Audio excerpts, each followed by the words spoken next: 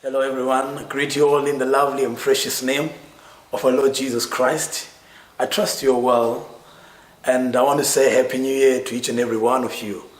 And I trust this is a good year, and I trust that God will do great things for each and every one of us. Why do I believe it's a good year this year?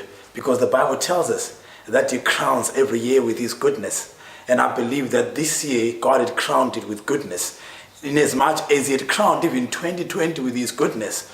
If God was not good to us, probably would have died, probably won't be here. But we are here because God crowned that year with His goodness. We are here because God met our needs even when things were difficult, right under lockdown. But God was faithful to provide for each and every one of us. So I believe that this is a good year because He crowns every year with His goodness. And I trust that God is going to minister to you this year. I trust He's going to do great things for each and every one of us. And allow me just to thank the leadership of the church for affording me this opportunity even to minister the Word of God to you. As we begin the year, I just want to encourage each and every one of us. We remind one another of certain truths that are in the Word of God. We remind one another of certain things, that we should not forget, per se, things that we should always remember and really focus on and think about them. So today I want to remind you in the Word of God, in John 10:10, the Bible tells us that the thief comes to steal, to kill, and to destroy. But Jesus said, I have come that you may have life and have it in its fullness. One thing that I've seen and one thing that I understand is that the devil wants to steal. And what he wants to steal, he wants to steal the very life that Christ came to give us. His intention is to steal it. His intention is to kill it. His intention is to destroy it. And I believe that Jesus was not rhyming words when He says steal, kill, and destroy. No, He meant He wants to steal something. He meant He wants to kill something. He meant He wants to destroy even something. So when Jesus was saying those words, He was not rhyming. He meant what He said. He meant what He said. And today I just want to just show you some of those things that the enemy is trying to steal, so that when we know what he's trying to steal, we'll be able to avoid and to resist him. The Bible tells us to resist the devil and he will flee. So, if you don't know what he wants to steal, if you don't know what he wants to kill, if you don't know what he wants to destroy, you will just come and do all these things in your life without you even taking note of those things. But today I want to remind you, some of the people probably last year, the enemy stole a lot of things from them. He stole their health, he stole their joy, he stole their peace because of the things that were happening. But we don't want to lose our peace. We don't want to lose that joy that we have, because that joy that we have, the world did not give it to us. It comes from God. The Bible says the kingdom of God is not of eating or drinking, but it is of righteousness, of peace and joy in the Holy Ghost. These things, they're in the kingdom of God. Peace, joy in the Holy Ghost. They're part of the kingdom of God. These are the things that we have in this kingdom that we are in. And we don't want the enemy to enter into that territory and steal the things that belongs to us. But I want to say to each and every one of us, there are things that the enemy wants to steal. And we want to focus on those things and see how we can we can resist him and see how we can live above those his intentions and his tricks. The Bible tells us in 2 Corinthians chapter 2 that in verse 11, he tells us we are not ignorant of his devices. We are not ignorant of his tricks. The enemy has tricks. He always wants to. He has tricks in our lives, to steal joy, to steal peace, to steal our healing, to steal everything that we have in Christ Jesus. He always has these things. He always has these tricks to come and steal these things from us. But the Bible says we are not ignorant of his tricks. We are not ignorant of his devices. So today, I just want to share some of these things, just open up your eyes and so that you can see the things that he always intends to steal living in our lives. And those are the things that we should protect. Those are the things that we should guard with all diligence, so that the enemy will not come and steal these things from us. Because once he steals these things from us, we are defeated. Once he steals these things from us, we are destroyed. But I don't want each and every one of us, even this year, to be destroyed. I don't want any one of us, to lose what they have in Christ Jesus, or to have some of the things stolen that they have already in Christ Jesus. Did you know that in Christ Jesus we have got a lot of things?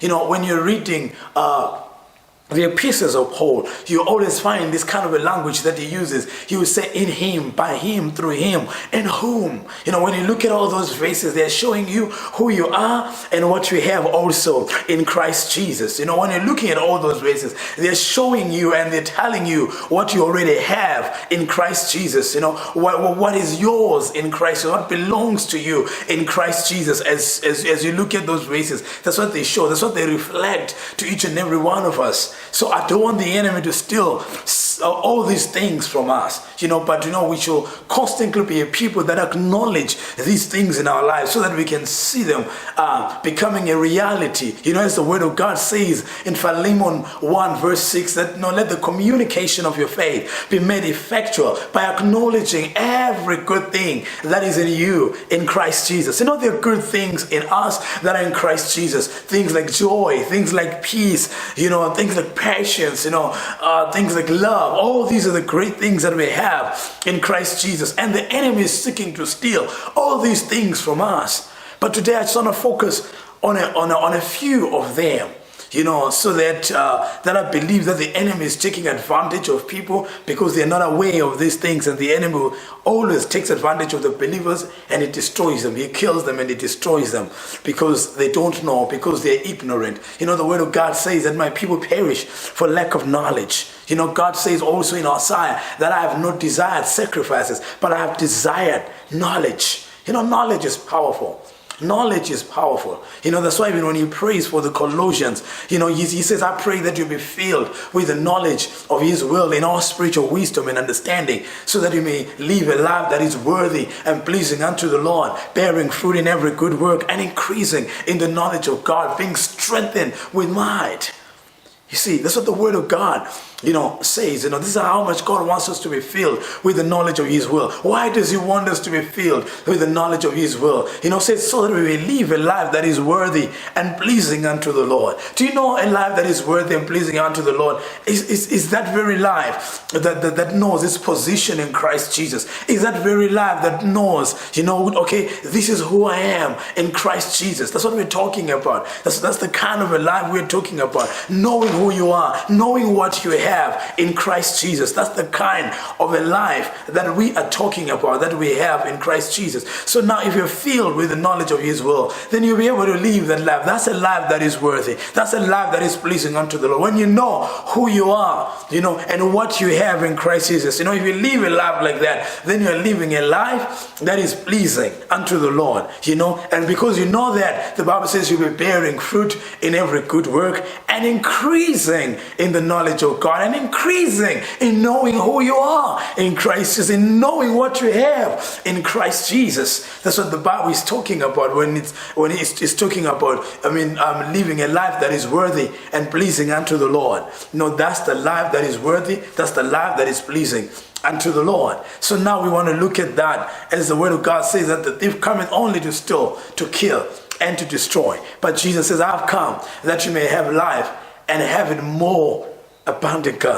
He wants you to have the life. He wants you to experience the realities of this very life that you have in him. You know, he wants you to experience those realities. So now, what is it that the enemy intends to steal? What is it that he wants to steal from us? The number one thing that the enemy wants to steal from you, he wants to steal confidence. He wants to take away your confidence in Christ Jesus. You know, so now what you will see even in the body of Christ, you know, is, we take Christianity not as a life, not as a new life that we received, you know, from Jesus Christ, but we take Christianity sometimes as a behavior improvement program. You know, where we just come, you know, and we think that if we bring our kids and we think if we come to church, then tomorrow our life is going to be better. Then we're going to behave better than we do as we come to church. And we think that Christianity is all about that. And the enemy has kept us in that area where we are trying to perform, you know, where we're trying to do everything good, where we're trying to be the best Christians, where we're trying to be the best prayerful people, the best people that know verses, the best people that know this. And we think, you know, when we do do that, then God is going to be pleased with us. And then we think that if we can do that perfectly, then we have confidence towards God. But no. That's not what brings confidence towards God. It's not what we have done. It's not what we do that gives us confidence towards God. We must understand that what gives us confidence towards God is what Jesus did on the cross of Calvary. This is what gives us confidence towards God. It's what he did. It's not what we are doing. It's not what we have done right or wrong that gives us confidence towards God. But what gives us confidence towards God is what Jesus Christ has done in our lives. So what the enemy intends to do is to steal that confidence so we cannot come boldly before the throne of grace. Most of us, when we have done wrong things, sometimes we try and perform and be the best Christians. So when we fall or when we do something wrong, then condemnation comes and the enemy attacks us with condemnation, and we can't rise and we remain down there, and we can't come into the presence of God because we feel like we are dirty and distant. But it is not true. We are not dirty. We are not distant from God. The Bible says we that were far off have been made nigh by the blood of Jesus. We did not make ourselves nigh to God. We did nothing to be close to God. It is what he did through his blood that made us close to him. So that should bring us to God with confidence. But the enemy always wants to steal that confidence from us, through bringing condemnation in our lives. And some of us, we don't even know how to deal with condemnation in our lives. But I just want to share something on how you can deal with condemnation in your life. First and foremost, know that the Word of God tells us in Romans chapter 8 that there is now no condemnation to them that are in Christ Jesus, who walk not after the flesh, but after the Spirit. And the verse 2 tells us that for the law of the Spirit of life in Christ has made us free from the law of sin and death. Ladies and gentlemen, what I want you to know is there is absolutely no condemnation to them that are in Christ Jesus. We make mistakes. We do a lot of wrongs. Even this year, probably you're going to do a lot of wrong things. Probably you're going to mess up. But I want you to know that whether you mess up, whether you miss the mark in this life, I want you to remain with that confidence, because the Word of God invites us, even in Hebrews chapter 4, let us come boldly into the throne of grace to obtain mercy and grace in time of need. We are invited to come boldly, not because we are okay, not because we are right. That's why it says, let us come boldly into the throne of grace to obtain what? Mercy and grace in time of need. It doesn't say we shall come confidently towards God. It doesn't say we shall come with boldness towards God because we are good, because we have done everything well, because we have been the best Christians. No, it says let us come boldly to obtain grace and mercy in time of need. When we are not even right, when we are not even doing well, the Word of God is inviting us to come boldly into the throne of grace to obtain mercy and grace in time of need. We are invited to come boldly. The Word of God tells us in 1 John. I love what John says in 1 John chapter 3 and verse 19. He says, this is how we know that we are of the truth, and we shall assure our consciences before God. If our consciences condemn us, God is greater than our consciences, and He knows all things. But He says, if our consciences condemn us not, then we have confidence towards God. But He says, if our consciences condemn us, He says we have no confidence towards God. We don't have confidence towards God. So if you're not having confidence towards God, it's not because, God doesn't like you. It's not because God has rejected you. No, if you're not having confidence towards God, it's all because you're allowing your conscience to condemn you. But the Bible says something. John says, let me just rephrase the scripture for you. He says, this is hereby we know we are of the truth, and we shall assure our consciences before God. He says, even though our consciences condemn us, God is greater than our consciences. He says, if our consciences condemn us, we have no confidence towards God. But if our consciences condemn us not, then we have confidence towards God. If they condemn us not, it says we have confidence towards God. So we shouldn't allow our consciences to condemn us. How do we do that? He tells us, just says, we shall assure our consciences before God. Even sometimes when you've done something wrong, when the enemy comes and he condemns you and he tells you you're no longer righteous, and he tells you you're now a sinner, and he tells you you're nothing. When he tells you all these things, rise up, go to the mirror, look at yourself and says, no, I am the righteousness of God in Christ Jesus. I am the child of God. God. I am the son of God. I've been washed. My sins have been washed away. I've been cleansed. I've been washed. I assure my conscience before God that I'm the child of God, that I belong to God, that I am for God. I'm not for the devil. You stand there and you assure your conscience before God. It is very, very important to assure your conscience, because if you don't assure your conscience, it will condemn you. So it's a conscience that condemns you. It's the devil that condemns you. God does not condemn you. God is for you. He is not against you. When you read Romans chapter 8, the Bible says, who can lay charge against God's elect? It says, it is God. It is God. It is God who justifies. Look at that. It says, who can lay charge? Who can lay charge? It says, it is God who can lay charge. But does God lay charge against you? No, he does not lay charge. What does he do? Instead, he justifies you. God does not condemn you. It goes on to say, who is he that condemneth? It says, it is Christ that died. Yea, rather, that he was raised from the dead. Do you know what it means? It says, who is he that condemneth? And it says, it is Christ who died. Then he says, yea, rather, he was raised from the dead. For the fact that he was raised from the dead, he cannot condemn you. Why? Because he was raised for your justification. That's what Romans chapter 5 tells us. It tells he was raised for our justification. So instead of condemning you, what does he do? He justifies you. Yes, he has the power to condemn you. But does he do that? No, he does not do that. What does he do instead? He justifies you. It's just as if you never did anything wrong. So what the enemy wants to do, he wants to steal that confidence from you so that you don't have that boldness to come into the throne of grace. But I invite each and every one of you to have boldness to come into the throne of grace, because we are the child of God. I've seen so many Christians coming before God, telling God, oh, I'm dirty, oh, I'm useless, oh, I'm like this. No, that's not true. That's not our identity. The word of God tells us, we that we're far off have been made nigh by the blood of Jesus. It tells us we've been cleansed from our sins. It tells us we've been justified. It tells us that we've been sanctified. It is not saying we are going to be sanctified. It is not saying that sanctification is progressive. No, it says we have been sanctified. We have been made saints. We have been made holy and without blame. If you read Ephesians chapter 1, the Bible says, blessed be the God of our Lord Jesus Christ, who has blessed us with every spiritual blessing in the heavenly places in Christ Jesus. Before that particular verse, if you check verse 2, he says, he says, who has made us holy and without blame before him in love.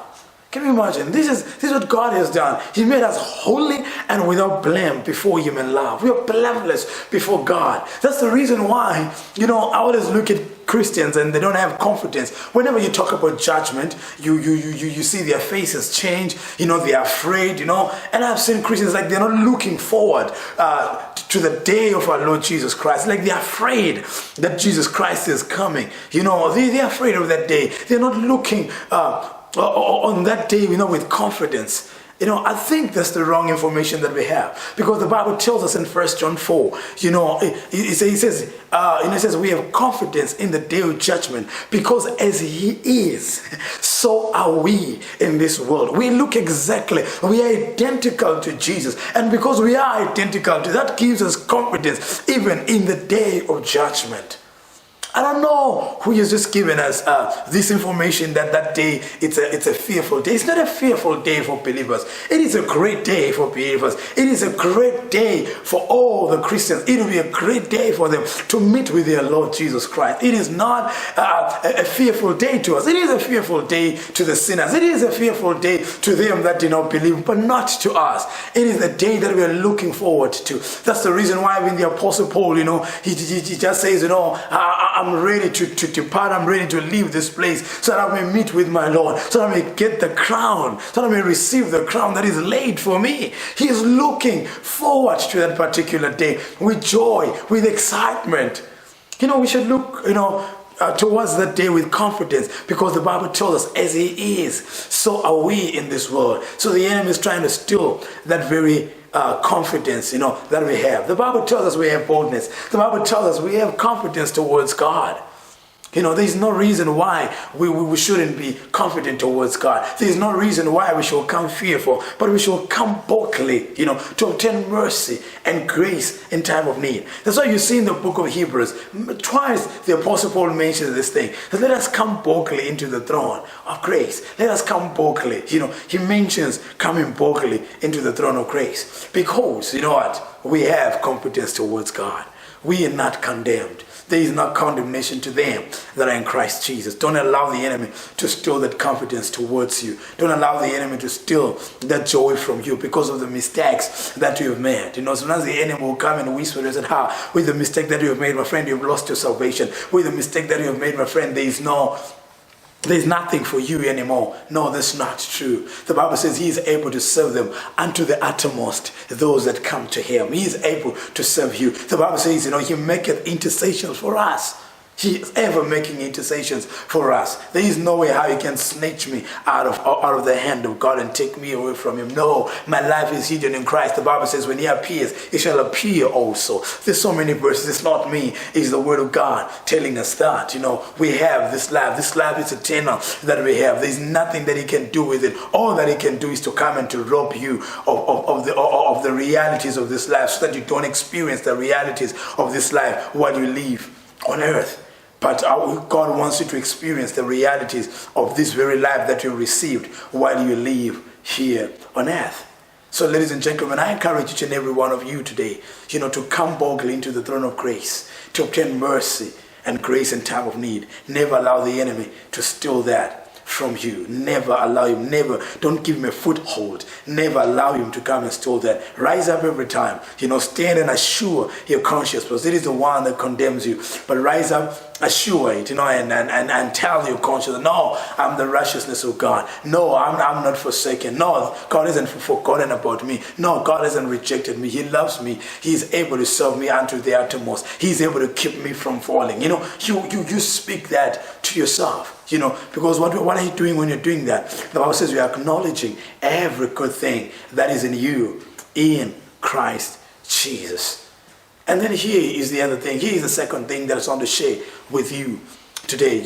One thing that the enemy tends to steal from you, he wants to steal the freedom that you have in Christ Jesus. Did you know that we have freedom in Christ Jesus? The Bible tells us in Galatians chapter 5 and verse 1 says, it encourages us, actually to come. It tells us, about our freedom. It says, stand in the liberty wherewith Christ has made you free. It says, let us stand in the liberty wherewith Christ has made us free. Christ has made us free. We have been freed. What have we been freed from? This is very, very important. What have we been freed from? We've been freed from the law. We have been freed from the law. The Bible says, we are no longer under the law, but we are under grace. And it's so amazing how the enemy always wants to take us back to the law, pin us down.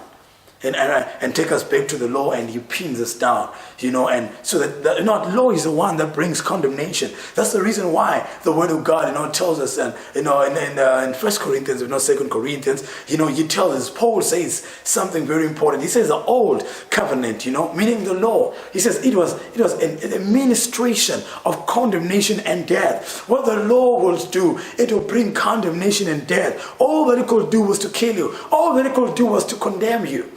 And the Bible says we've been freed from the law. We are no longer under the law, but we are under grace. And most of the time, when I say to people, we are under grace, they always, say to me, so are you saying we shall continue to sin so that grace may abound? I don't know why they always say that when we talk about the grace of God. But I'll tell you, my brother, there is no way how you can follow the law and please God, because none of them ever did that and please God. This is the problem that was there in the Galatian church. They started going back to the law, thinking that if they get circumcised and thinking that if they start observing the law of Moses, then they'll be able to please God, not knowing that by doing that, they're putting themselves into bondage. There's so many things today that are bringing us into bondage. For them, it was just circumcision that, you have to be circumcised. So now these Christians were going to be circumcised, trying to fit into Judaism. That was not Christian, that was Judaism. And now they were trying to fit into that, thinking this is Christianity, going back to the work of the law.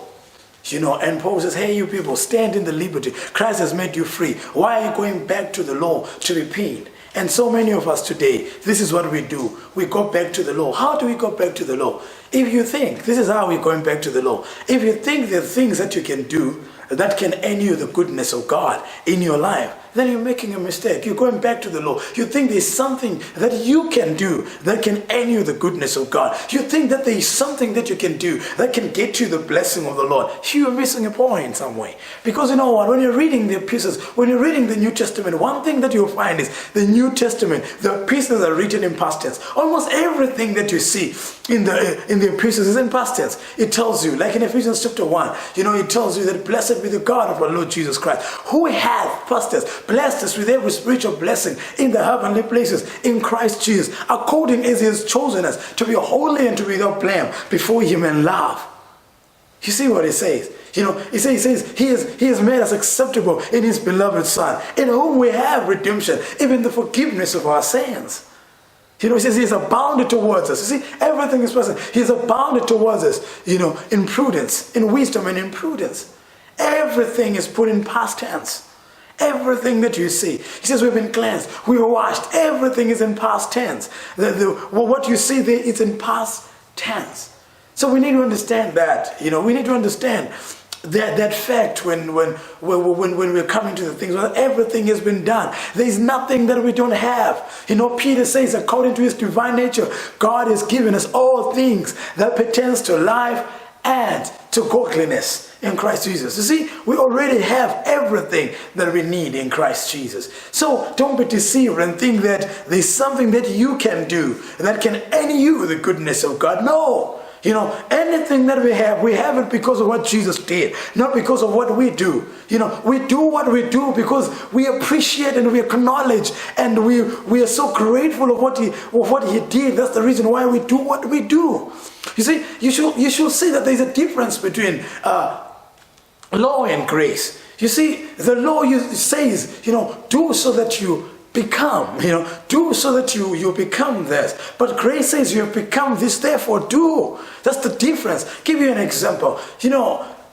Jesus, was speaking to his audience were people that were under the law. People should understand that. The audience that Jesus was speaking to, none of them were born again. None of them were under grace. All of them were under the law. Because the Bible tells us, in Galatians chapter 4, it says Jesus was born of a virgin under the law to redeem them that were under the law. Christ was under the law. He ministered to the people that were under the law. He ministered the law to them. And he will say to them, forgive your brother so that your heavenly Father will forgive you. But that's not what the Apostle Paul tells us. The Apostle Paul says, forgive one another as Christ forgave you. Because it's past tense now. The reason why I'm forgiving is because I'm forgiven. Grace has already provided this. Therefore, that's the reason why I'm doing what I'm doing, because it's been done to me. Therefore, I do it to others. It is not the other way around. The Lord was saying, you've got to do this so that the Heavenly Father does this for you. Now the Heavenly Father has already done this for me. That's the reason why I'm doing it to others. Right now He says, love one another as Christ loved you. Why am I loving? Because I was loved first. How can I love when I've never been loved? Because I understand I've been loved now. Because the love of God has been shed abroad in my heart by the Holy Spirit. That's Romans chapter 5. He says the love of God has been shed abroad in our hearts by the Holy Ghost. Because the love of God has been shed abroad in my heart by the Holy Ghost. And now I'm able to love the next person. Because all that grace has provided. All that has been provided by the grace of God. So we are no longer under the law, but we are under grace. We ought to walk in that freedom. We have been freed from the law. The law, the Bible says, the law is the very thing that strengthens sin in your life. You know that. That's the reason why the Bible says the strength of sin is the law. That's 1 Corinthians 15. It tells the strength of sin is the law. Anything that strengthens sin, anything that will strengthen sin in your life is the law. If you go under the law, you will fail to fulfill the law. And when you fail to fulfill the law, you are strengthening sin in you. And you become sin conscious instead of becoming righteous conscious. So you know what? You need to understand, we are not under the law. We are under grace. Grace does not give you a license to sin. But grace actually, is the one that helps you to reject and to refuse sin. The Bible tells us in Titus chapter 2, it says that this is very, very important, what the Word of God says. And it says, the grace of God, that bringeth salvation has appeared to all men, teaching us to deny all ungodliness. Grace teaches you to deny all ungodliness, to refuse all ungodliness. So, we should embrace the grace of God in our lives and understand that God is not doing things. God will not do things based on our performances, but He's doing things based on what Jesus did for us. We are blessed because of Jesus. We are acceptable because of Jesus. We are loved because of Jesus. Everything is about Jesus in our lives. So I want you to understand those very two things, the freedom that you have in Christ Jesus. And let me tell you something. We've been freed from sin. Sin doesn't have power over our lives. I want you to begin this year with that understanding that we have been freed from sin. Sin is just nothing. It's just nothing. It has lost power over our lives. It doesn't have any power over our lives. It has lost its power over our lives. Don't be sin conscious. Be righteous conscious as you live your life. The Word of God tells us in Hebrews 10 verse 2, it says, once you've been sanctified, there shall no longer be any consciousness of sin in our lives. There should never be any consciousness of sin in our lives, because why? We're supposed to be righteous conscious. Why? Because the Word of God tells us, awake to righteousness and sin not. You see, once you awake to righteousness, once you understand you're the righteousness of God now in Christ Jesus, sin suddenly loses its power and its strength over your life, because you are not sin conscious, but you become righteous conscious. That's why it says, awake to righteousness. Awake to it, because we've been made righteous. It says, awake. Maybe you're sleeping. You're not recognizing. Maybe you're not seeing that you're the righteousness of God. Awake. See, we have been made righteous. You have been made holy and without blame before God in love. Rise up and walk in righteousness and walk in your new identity in Christ Jesus. That's all that it means. And I believe that as we begin this year, I want you to begin with that mind in your life.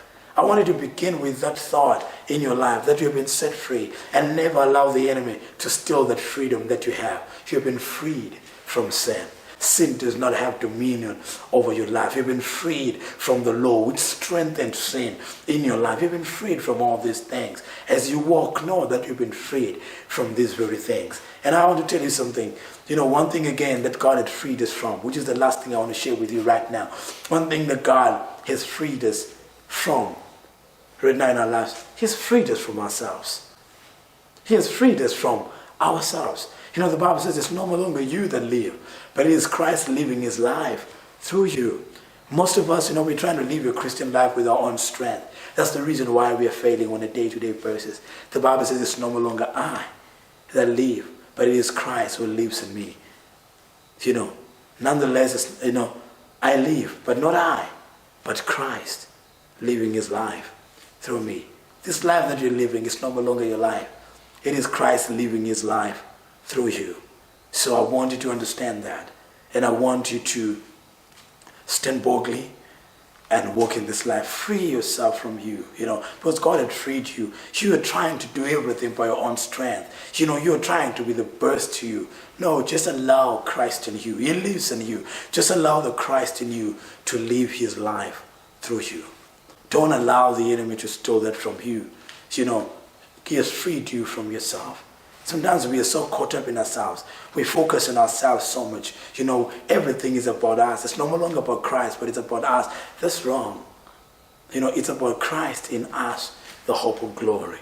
Even when I'm struggling, even when I've got weaknesses, I know it's not about me, but it's about Christ in me. So as I'm living my life, I said, Lord, I live this life by trusting, by trusting in you. I live this life by trusting that you in me, you cause me to live a life that is worthy and pleasing unto you and bearing fruit in every good work. I just live my life by trusting in His goodness.